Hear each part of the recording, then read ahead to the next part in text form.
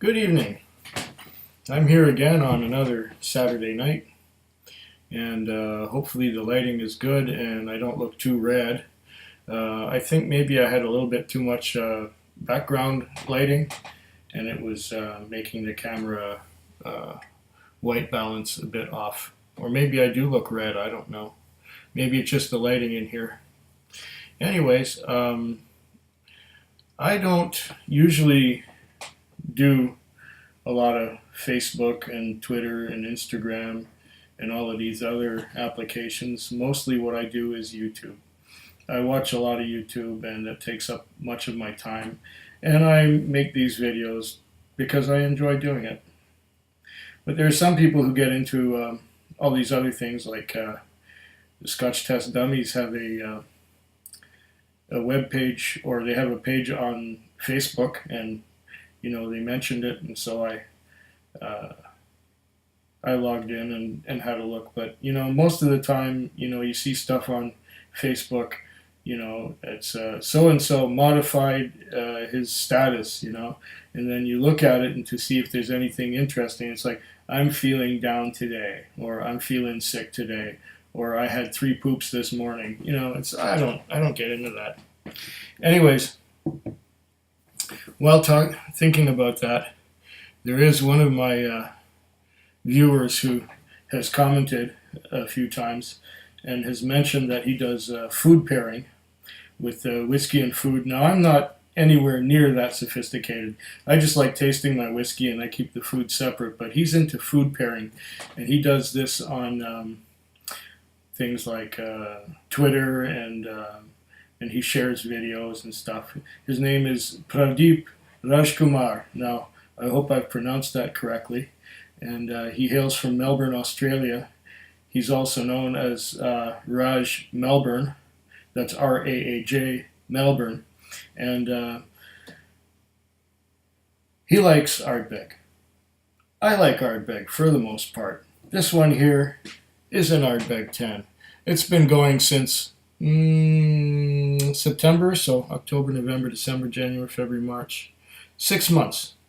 And it's just about down to the heels. We're like here, the very top of the dimple in the bottom of the bottle is dry, with the whiskey forming a moat around it inside there. It's kind of hard to see because it's a dark bottle, but trust me, it's wait, maybe I can do this with a flashlight. Yeah, you see that the top of the dimple is dry. I don't know if you can see that. I don't know if I'm getting that right.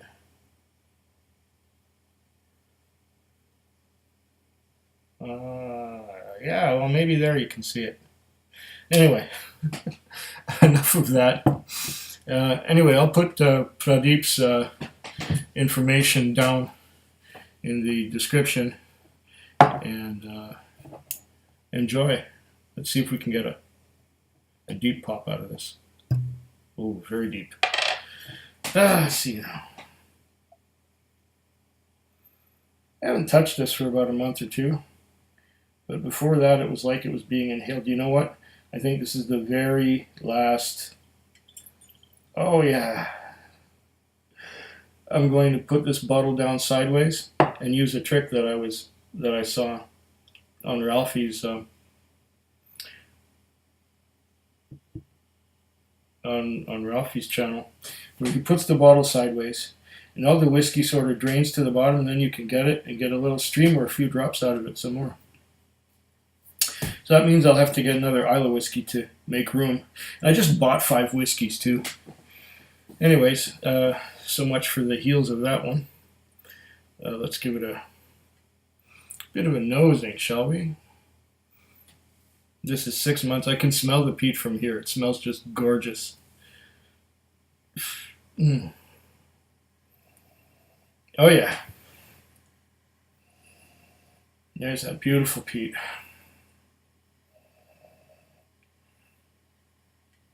The thing about it is, since it's been oxidizing for 6 months, the peat is not anywhere near as strong as it was when I first opened the bottle.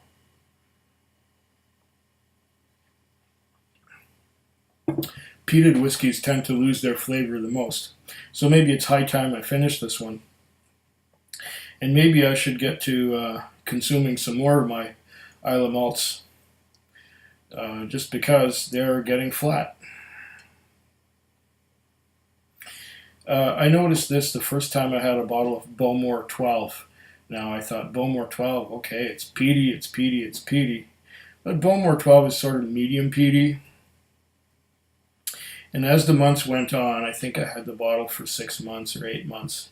And as the months went on, the bottle got less and less peaty and became more fruity. Ah, yeah, there's still the peat, but there's also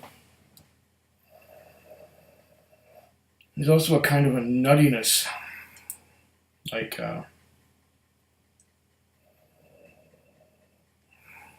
and there's a tarriness as well.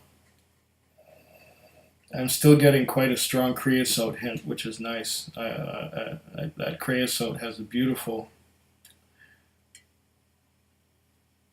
beautiful. I think I may have mentioned creosote the last time when I was doing Ardbeg 10. That's what I'm getting now, mostly creosote.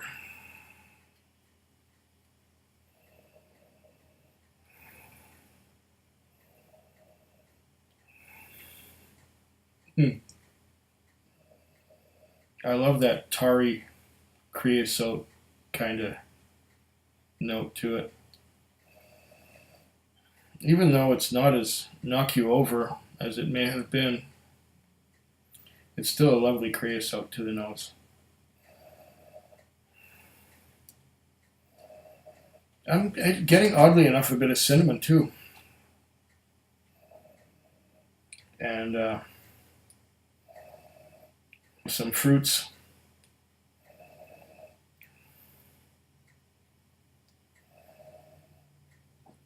Dried fruits, figs. Why am I getting figs out of this? Well, I imagine some of it is aged in sherry cask. I don't believe it's totally ex-bourbon barrels. But not as much as with a Corey Reckon or a Vidal or something like that. Those have a lot more sherry.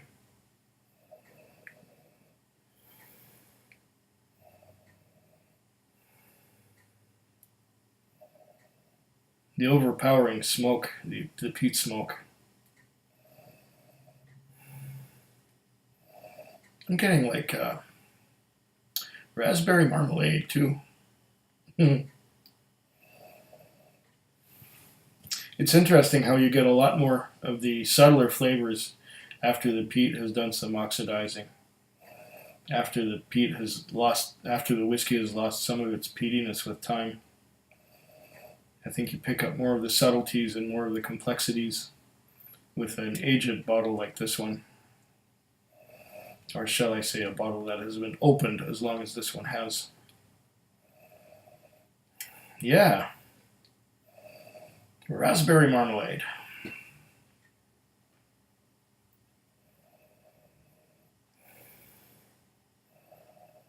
So I'm getting some fruit, some berry.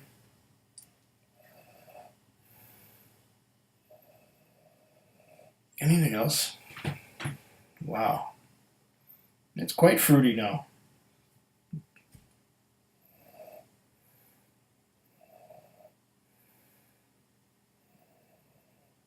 A bit spicy too.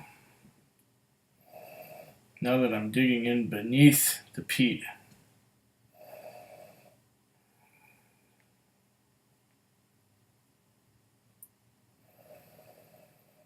Ah, that's delicious.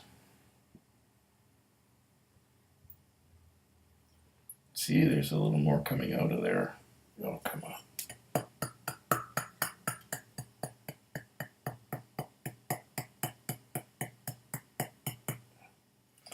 Well, this here is what I'd call a dead 5-star general. Put that one in the recycle box.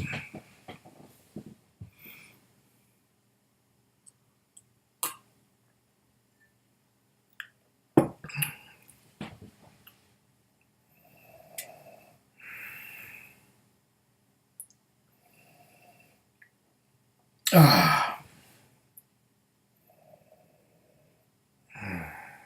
I could enjoy this nose for a lot longer, but I don't want to bore you all to death, so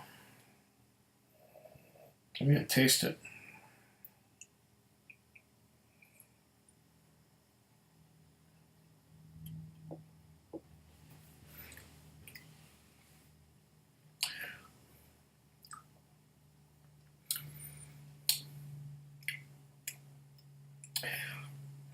In the mouth, the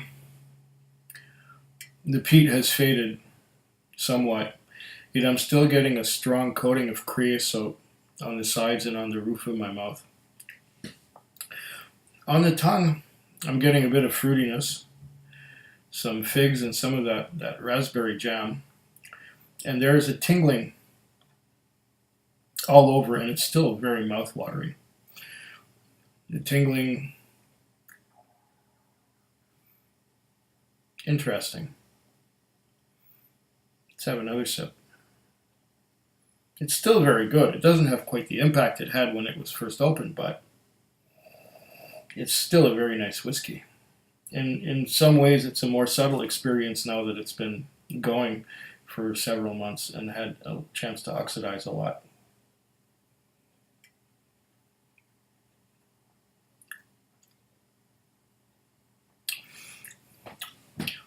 I'm getting a salty maritime note too. There's a salty, like a salt spray thing. Maybe that's where the tingling was coming from. It's a little bit more bitter now. I'm not getting the creosote so much, or the raspberry jam, or the figs. I'm getting mostly saltiness. Now in the aftertaste, it's still mouth-watering. There's maybe a hint of vanilla.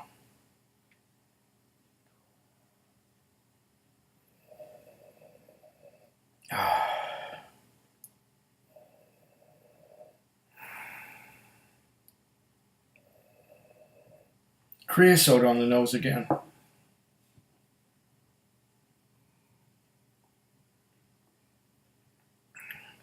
I think the raspberry jam or raspberry marmalade. No, it's still there a little bit.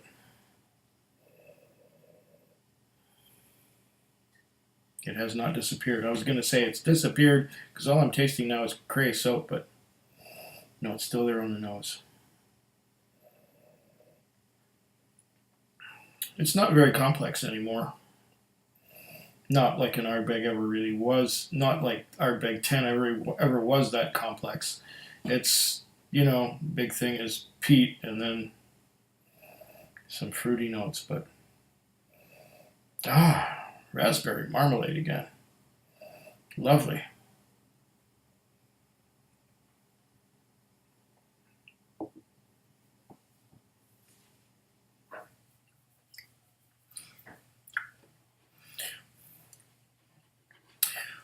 Again, that salty note is on the forefront now. And it's almost like the fizz you get out of ginger ale. That's what it feels like the fizz you get out of ginger ale, just when you're... So right on the tongue. Bit of creosote on the sides and on the palate, roof of the mouth.